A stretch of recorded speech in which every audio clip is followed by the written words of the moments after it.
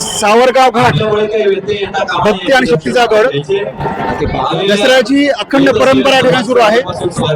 परंतु यावेळी महाराष्ट्रामध्ये जो पाऊस पडलेला आहे, अतिवृष्टी पडलेला आहे, अनेकांचं पुरामध्ये घर, आणि यासाठीच यावेळी त्यांनी अनुभव संदेश दिला आहे की आपल्याला घर ती मदत आपण या मेळाव्यासाठी घेऊन या.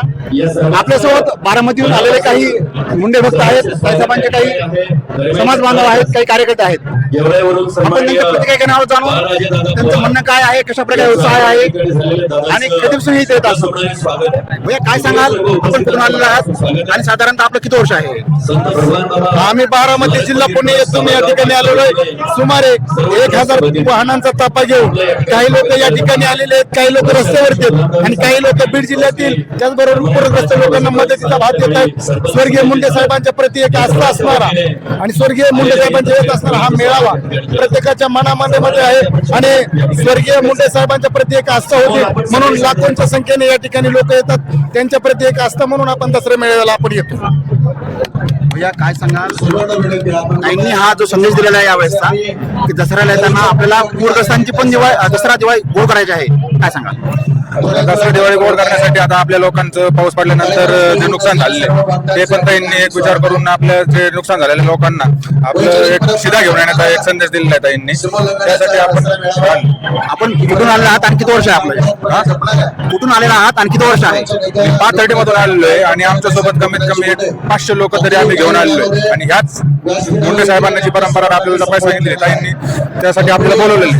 हेच आम्हाला, हीच आमचा दसरा आणि हीच आमची दिवाळी.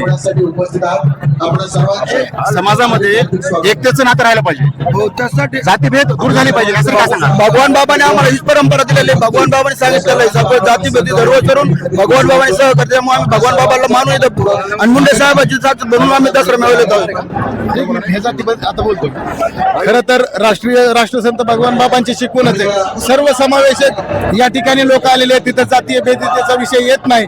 परंतु काही विरोधी पक्षनेते महाराष्ट्राचे म्हणतात तिथं गेल्या अनेक वर्षाची परंपरा आहे, दुष्काळाच्या निमित्तानं दसरा मेळावा झाला नाही पाहिजे. परंतु असं नाही, आमचा दसरा हा सलग 12 वर्ष झाला होतोय. परंतु आम्ही कोणत्याही जातीला असं करत नाही. एकीचं न्याय राहिली पाहिजे, एकीचं हे झालं पाहिजे. कुणाच्या विचारानं हा चालत नसतो. त्यामुळे स्वर्गीय मुंडे साहेबांच्या प्रति सर्वांना 18 पगड जातीला बरोबरीने घेऊन जायचं आणि शिवाय मराठा समाजाला आरक्षण द्या म्हणून मुंडे साहेबांनीच भगवान जाहीर केलं होतं. संभाजीनगर कन्नड तालुक्यातून आलेले आहे आणि उत्साह फार महाराष्ट्रातून सर्व जिल्ह्यातून भरपूर लोक आलेले आहे आणि यावेळेसचा दसरा मेळावा हा ऐतिहासिक होणार आहे. 100% ऐतिहासिक होणार आहे. कारण पंकजा मुंडेंनी 2 दिवसापूर्वीच 1 कोटीचा पूरग्रस्तांसाठी मदत केलेली आहे.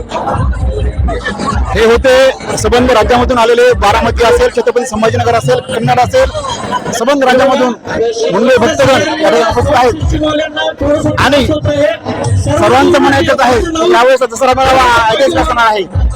कॅमेरामॅन अमोलसह अतुल्य महाराष्ट्रासाठी सावरगाव. पंकजा मुंडे तुम आगे